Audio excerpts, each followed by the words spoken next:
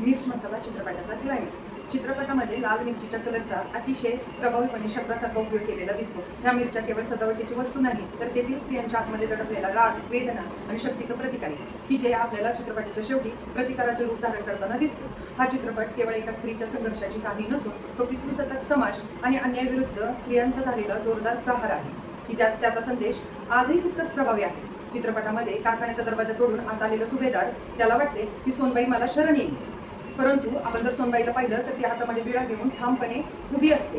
ती एकटक सुभेदाराकडे पाहत असते. तिची ही जिद्द पाहून इतर स्त्रिया लाल मिरचीची पूड घेतात आणि सुभेदाराच्या डोळ्यावरती फेकतात. सगळीकडे पसरलेला तो लाल रंग आणि हातामध्ये विळा घेऊन उभी राहिलेली सोनबाईची ती नजर जणू काय आपल्याला सांगत असते की जेव्हा सत्ता, कायदा आणि समाज आपल्याला साथ देत नाही, त्यावेळी स्वसंरक्षण आणि सामूहिक एकता हीच खूप मोठी शक्ती असते. चित्रपट यूट्यूबवरती पाहण्यासाठी अवेलेबल आहे.